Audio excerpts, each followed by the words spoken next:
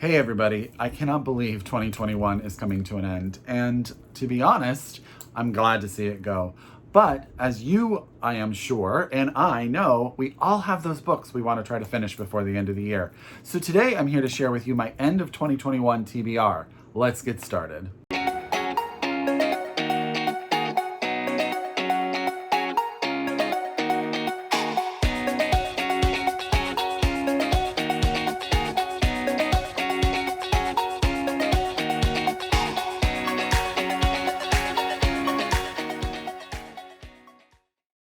Hi everybody and welcome back to my channel. It's Russell with Ink and Paper Blog. How are you doing today? I hope you're happy. I hope you're healthy. And that was the first word was a combination of happy and healthy.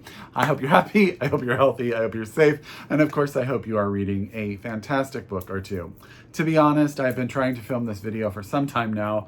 I just cannot talk today, so I'm gonna do my best, but I apologize. It has been a journey.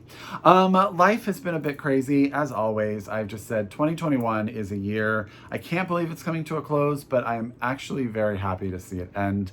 Lots of change in the world for me, and a lot of sadness, a lot of happiness, but one of the key components to 2021 that has made this year fantastic in a lot of ways is the amazing books that I've got to read and that have come out this year. So I have 6 books that I'm going to try to fit in before the end of 2021, and I cannot wait to tell you all about them. So get out your pen, get out your paper, get out your Goodreads, however you keep track of your TBR.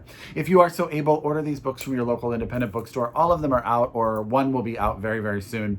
And, they need our support. It's the holiday season. Get these books if you can from them. If you're a library user, our libraries still need our support too. So get your library to get you copies as soon as possible. So the first 2 books that I have already started, I'm in the process of reading, which I always find sometimes when you're like sort of in the process of reading a book, it's almost harder to summarize because you're trying to not guess or talk about, but you know what I mean? You know what I mean? The first book is the one, I think it comes out next week, but this is Beasts of a Little Lamb. I keep saying a little lamb. Beasts of a Little Land by Juhea Kim, out from Ecco Books. This cover is gorgeous. I am over 100 pages into this one. It is brilliant. So set in Korea in the early 1900s, and it sort of centers around the Korean independence movement. That's what's sort of going on in the background of all of this story. Japan has annexed Korea. The military is there. They are in charge in a lot of ways, and there's a whole movement to free Korea from Japan.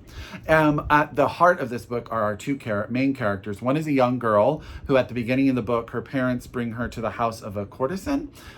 Really, they're going to sort of rent her as more or less a housekeeper. I did not like that whole arrangement, but it doesn't happen, and it turns out she winds up becoming an apprentice courtesan. Things wind up changing. Some events occur. I'm not going to tell you because this book is so good. I want you to experience that. But her and a couple of the girls that she is there with wind up having to move to Seoul, another house run by another very famous, well-established courtesan, and she's going to take our main character on as an apprentice. And that is half of the story, what's going on there. The other half of the story is a young boy who comes from the country. His parents have died. He is trying to sort of make a new life, and he comes to Seoul, and he is poor and homeless. He meets a group of boys, and then these 2 characters wind up meeting. But there's so much more to this because there's so many more characters. There's the courtesans. I keep saying courtesans like cortisone, and that is wrong. So I'm sorry about that. The courtesans have their own political movements. They're all involved in stuff. There's discussions of sort of the societal thoughts about this profession. There are people with money and people without money trying to figure out how to fit within this Korean independence movement.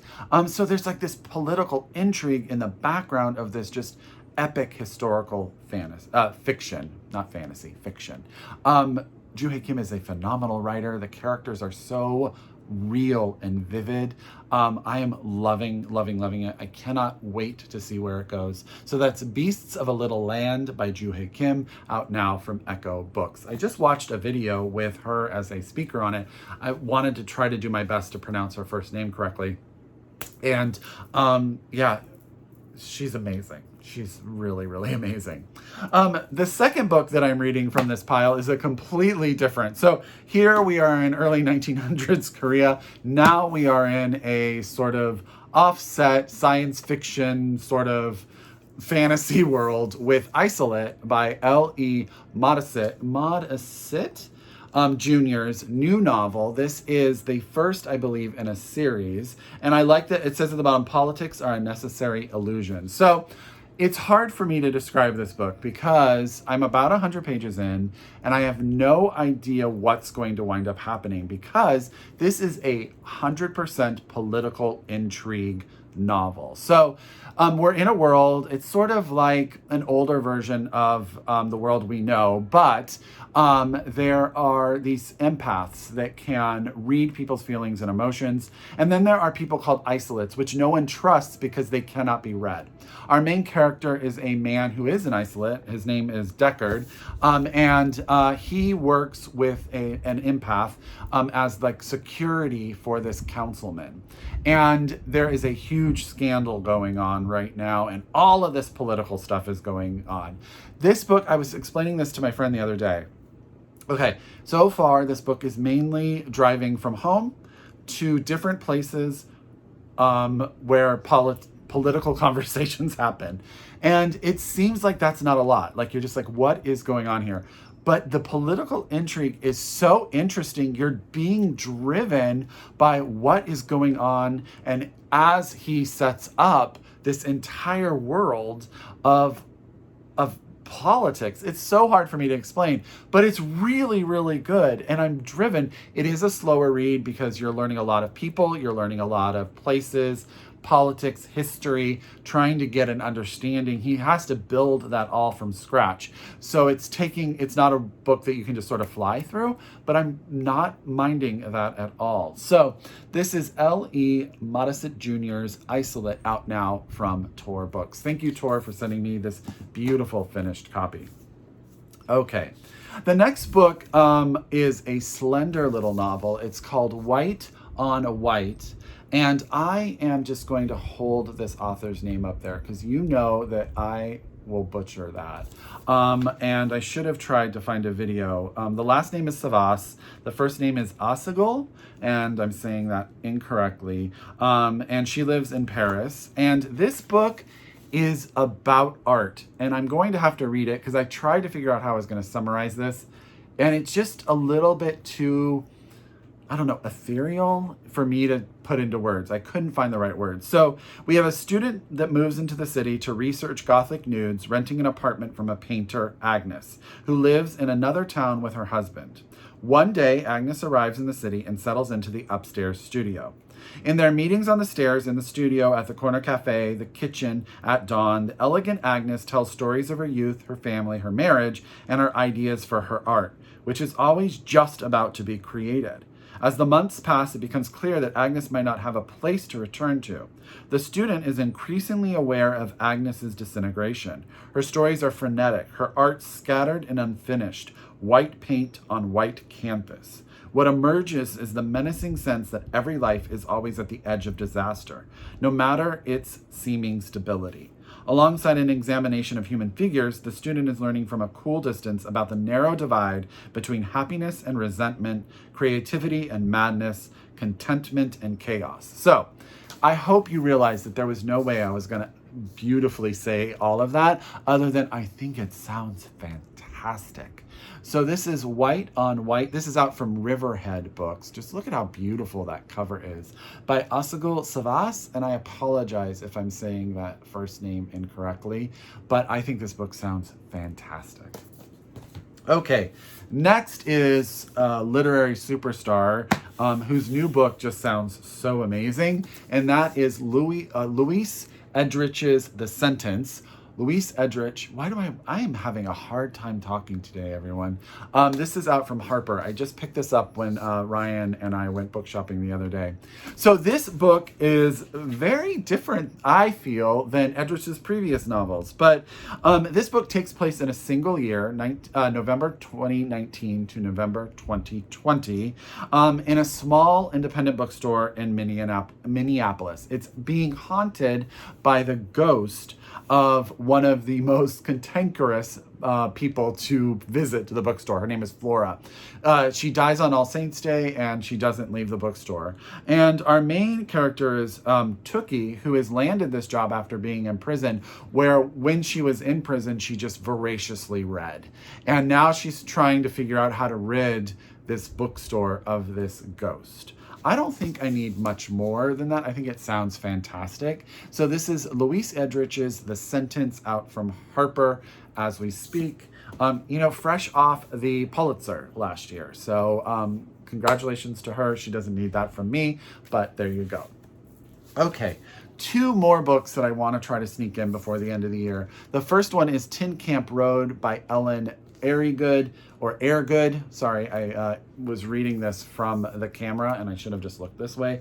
Also out from Riverhead Books. This is a mother-daughter story. We have living in the Upper Peninsula of Michigan, we have a mother and daughter who are sort of getting by. The mother is working what odd job she can. She's trying to survive. They live in sort of this place that's not really solid, not going to be a place that they can stay in forever when they get kicked out. And they wind up having to go out and go into the world and figure out how they are going to survive. And the mother wants to figure out how she's going to take care of her child. That is her main goal. And I am all for and all about books where, the struggle is real, and taking care of children is such responsibility, and it is so difficult.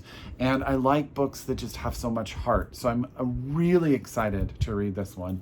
So this is Tin Camp Road by Airgood, and this is, again, out now from Riverhead Books. Last but not least is also a book that I was struggling to try to figure out how to summarize, and that's The King of Infinite Space by Lyndsay Faye. Now, she wrote Jane Steele, which is my friend Jocelyn's favorite book, and I absolutely loved that one, and I'm super excited. This is very much a Hamlet retelling. So our main character is Ben. It says, brilliant, devastating, devoted, honest to a fault. He's Broadway theater barren father is dead, but by purpose or accident, the question rips him apart. Unable to face alone his mother's ghastly remarriage to his uncle, Ben turns to his dearest friend, Horatio Patel. I actually think Horatio is a fantastic name, and I need more people to use it. I just love it so much. Whom he hasn't seen since their relationship changed forever from platonic to something else. That something else always gets in the way. Loyal to a fault, Horatio is in the first flight to New York City when he finds himself next to a sly tailor who portends inevitable disaster, and who seems ominously like the architect of the mayhem himself. Again, there's going to be even more connections to Hamlet in this. I trust Lyndsay Faye to take me on an adventure. And this is one of those books that sits there on my shelf and says, Russell, why haven't you read me yet? So that's The King of Infinite Space by Lyndsay Faye, out now from Putnam Books. So that is my 6 books that I'm trying. Let me see if I can get them in a stack here. It has been one of those days where I just expect this to fall over, to be honest with you. So there you go. Those are my 6 books that are on my end of the year, 2021 end of the year TBR. I want to hear, what books are you all trying to finish before the end of the year? Put that in the comments down below. I want to know. I cannot wait for 2022, to be honest, but I also am sad to see 21's amazing literary year come to an end. I'm excited. There are a lot of great books that are coming out in 2022 as well. I can't wait to tell you about some of them. But, let's try to fit these last ones in. As always, if you're a return subscriber to my channel, I thank you very, very much. If you are new to my channel, I hope you subscribe. Stick around. I could not do this without y'all. As always, I encourage you to read globally, shop locally, and until next time, I wish you happy reading. Bye, everyone.